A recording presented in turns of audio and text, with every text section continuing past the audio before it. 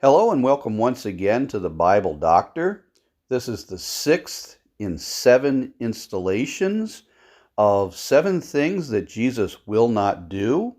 Today we are going to look at the 6th thing that Jesus will not do, which is avert the will of the Father.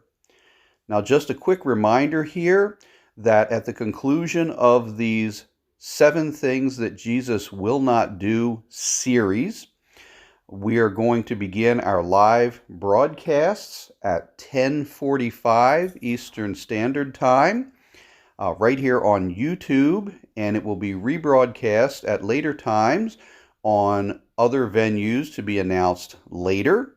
So please stand by for those, and please feel free to join us at any time to hear those broadcasts. Now we're going to look at only one verse today, and we're going to pick that verse apart a little bit. And as we do that, I'd like you to put an imaginary mirror up in front of yourself. Take a look at yourself, at your will, at your desire, at your actions and behaviors, and compare it to the heart of Jesus in this matter. Remember, Jesus came into the world, and he said he came into the world to seek and to save that which was lost. So his ultimate goal is at hand. He is about ready to go to the cross. And at this time, he's in the Garden of Gethsemane, and he is anguishing over the pain and the torment that he is about to experience. And at the same time, he is anguishing over the pain and the torment of all of the sin burden of the entire world, past, present, and future. Because anybody who calls upon him in faith, believing that he is the sacrifice, the last sacrifice, the final Passover, as we are taught in the New Testament, the fulfillment of the Old Testament law, will be saved to the uttermost. So let's read simply one verse and one verse only here.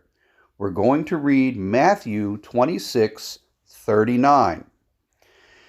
And he went a little farther and fell on his face and prayed, saying, O my Father, if it be possible, let this cup pass from me. Nevertheless, not as I will, but as thou wilt.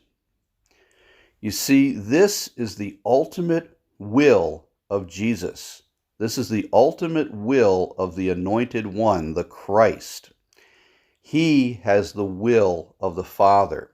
His flesh wants to do one thing. His flesh says with all of its being, I want to get out of this. I don't want to be humiliated. I don't want to be brought before the Sanhedrin.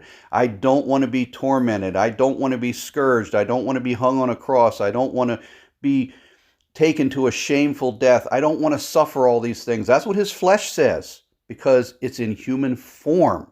And that's why he came here.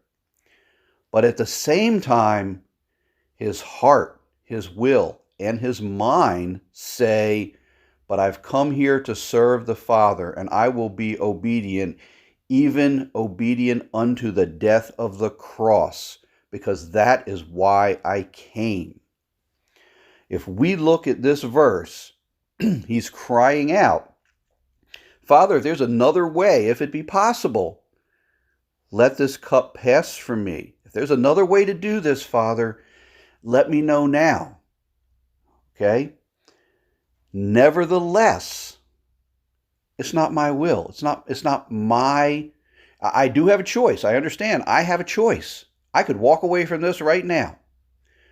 But I'm not going to. I'm not going to exercise my will. I'm going to exercise your will. Think on that, friends. Think on the Lord's will. What would he have you to do?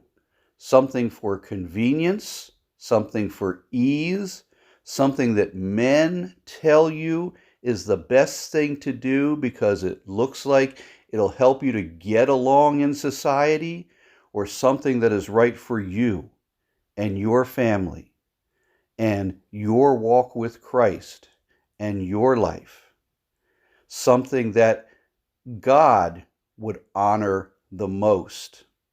That's what you're looking for, something that will allow Christ to honor himself in you. Friends, Jesus made a decision. Jesus made a decision to follow the Father, not follow men. He made a decision to follow the Father and not his own will. Until next time, stay in his word and stay true to his word, in Christ's undying love.